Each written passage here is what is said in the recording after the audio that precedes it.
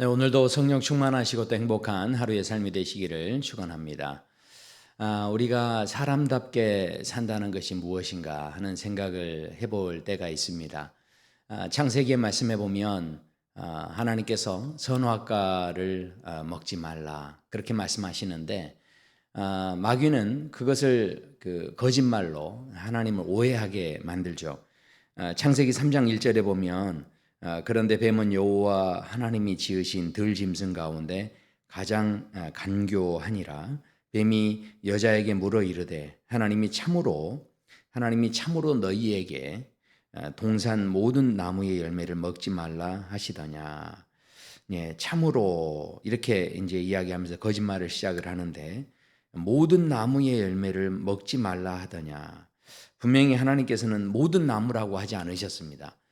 딱 한 가지 선악과만 너희가 먹지 말라 이렇게 하셨는데 이 모든 나무라고 과장해서 이렇게 확대하는 것이죠.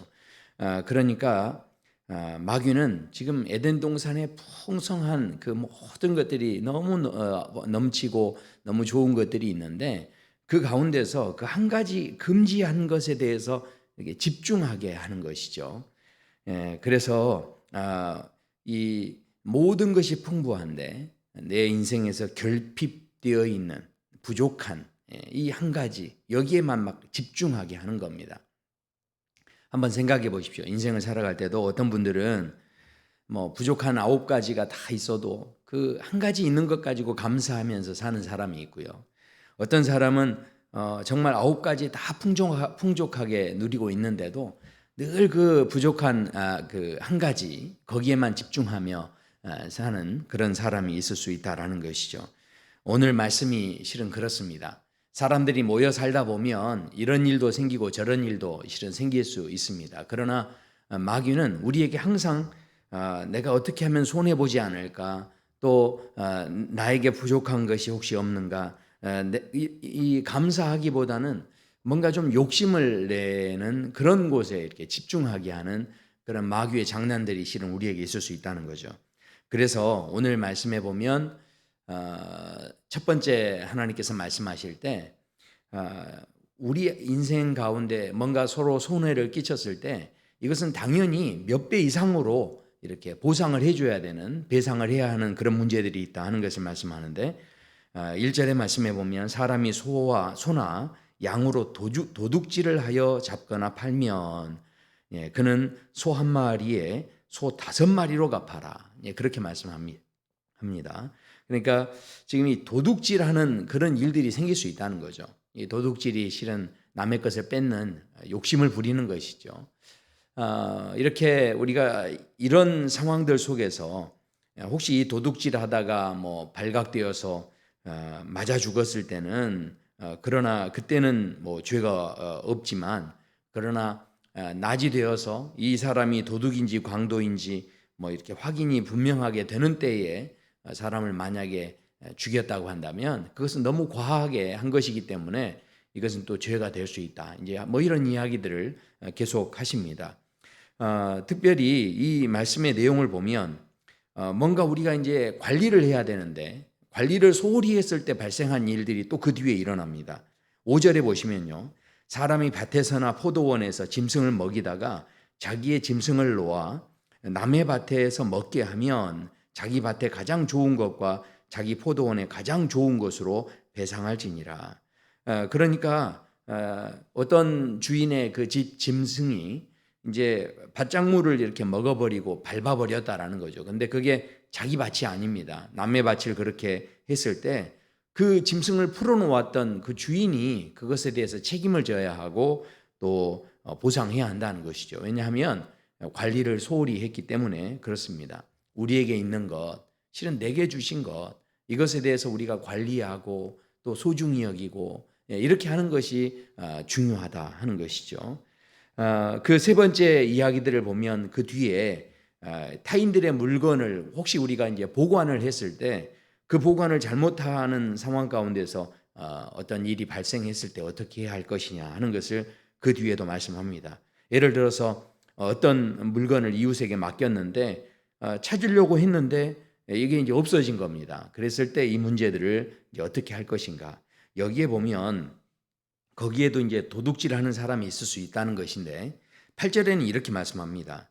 도둑이 잡히지 아니하면 그 집 주인이 재판장 앞에 가서 자기가 그 이웃의 물품에 손댄 여부를 조사받을 것이요.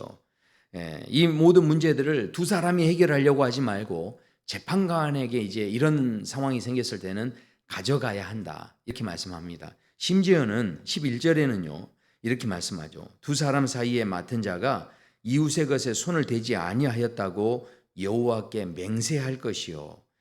그러니까 만약에 증거가 없을 때는 결백을 주장하기 위해서 오히려 이 하나님께서는 실은 맹세하지 말라고 하셨는데 그럼에도 불구하고 여호와께 맹세하라 이렇게 말씀하셨다는 것이죠. 무슨 이야기입니까? 우리가 겪는 모든 문제들이 있을 때 두 사람끼리만 문제를 해결하려고 들지 말고 이 모든 것에 대해서 하나님의 마음으로 이 문제들을 보기를 원하신다라는 것이죠. 우리가 인생 살면서 문제가 생길 수 있습니다. 그러나 하나님의 마음으로 사건을 바라보고 또 상대를 바라보고 하는 것이 얼마나 중요한가. 그것이 바로 인간답게 사는 삶이 되어질 수 있다는 것이죠. 결국 하나님께서는 오늘 이런 말씀들을 쭉 하시는 이유가 뭔가 손해보는 사람, 뭔가 부족한 것 이걸 채우고 서로 공평하게 하고 물론 그것도 필요하겠지만 단순히 손해받는 것에 대해서 배상하는 것으로만 지금 이 문제들을 해결하려는 것이 아니라 사회 전체가 이 공동체가 안정을 이루는 데 하나님 마음이 있고 억울한 사람이 한 사람도 생기지 않도록 가급적이면 그렇게 서로 배려하는 것이 필요하다 하는 것을 말씀하고 계시는 것이고요. 결국은 우리가 배상해주고 배상받고 이렇게 하고 관계가 끝나는 게 아니라 우리의 관계가 계속 아름다운 관계로 유지되기를 원하시는 마음으로 지금 이 말씀을 하는 것이죠. 그러니까 무슨 이야기입니까? 하나님 나라는요 결코 혼자 달려가는 곳이 아닙니다.